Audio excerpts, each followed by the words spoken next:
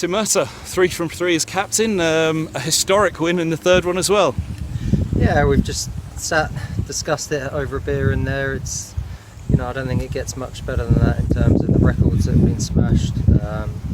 Robbo and Mark Stoneman obviously coming in, having such a big impact straight away was brilliant, and to beat the all-time team record as well, and then go on and win the game as comprehensively as we did is that's the most pleasing thing for the week for me.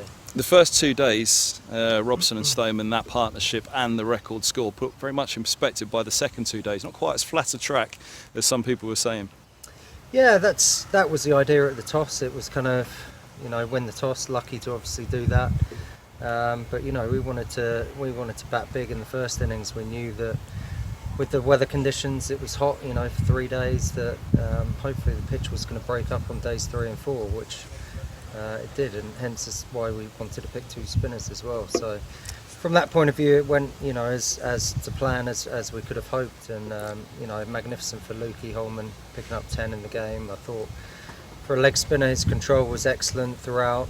Tilhan did a great job backing him up, and probably bowled as well and didn't get the rewards, and that's just how it happens sometimes. But those two were magnificent, and the seam was chipping in sort of every now and again when we needed to. Sam said at the start of the season when he hit the first century he's never going to give up and wanting to play for England again.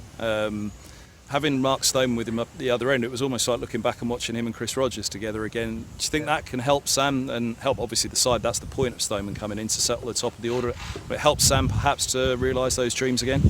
I think so. No disrespect to the guys that have done it earlier on in the year, but we all know what Rocky's qualities are. We've all bowled to him a lot at sort of Durham and Surrey, so we know full well how good a player he is. So, kudos to the club for making that signing and getting it done before the end of the season, so he can sort of fit in and mix in with the boys, which he has done really well. But Robbo, you're talking about England.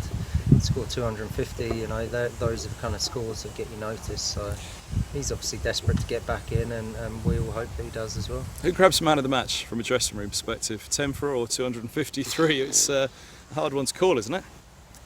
Yeah, I think those two, you'd have to give them a joint man of the match. I think, the way Robbo set up the game for us in that first innings, having spent as much time out there on the field as he did, he barely had any time off the field, was testament to his fitness as well. He's just coming back from a hamstring injury, which is pretty unbelievable. And then Luke, as a young spinner who'd never taken more than 1 for, I think, in a first class game, to get 10 in the game is dream stuff from him. So he fully deserved that. As a leg spinner, I can't think he bowled any bad balls at all. Maybe the full toss he got Haynes out with today, but apart from that, there were no drag downs and no rubbish in between.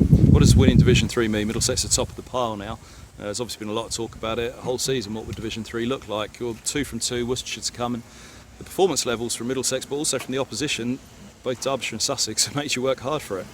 Yeah, it means something. It doesn't mean too much to me, if I'm perfectly honest. As I said, we had a little chat before this group of games, and I wanted to see us get back to playing some good hard cricket, and A, becoming tough to beat again, and B, learning how to win games. And I think learning how to win games on a pitch like that is crucial to us as well. We kind of, Stewie said in there, it was almost a bit like a test wicket, as close to a test wicket as you're going to get in county cricket. So the fact that I can't think we've made a team follow on for a long time either and won that way is another good way to learn how to win a game of cricket. So fantastic.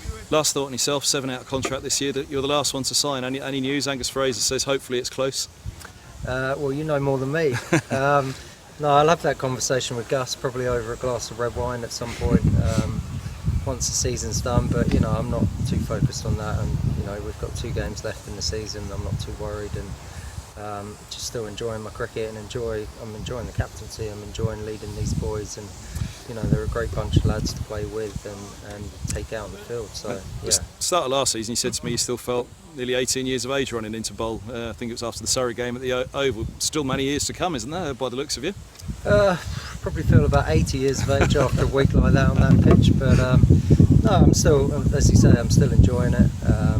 Still feel like I'm fit enough and good enough to be playing. So as long as that's the case, then I'll keep going. Good luck making it 4 from 4 next week. Thanks for the time. Cheers, Kev.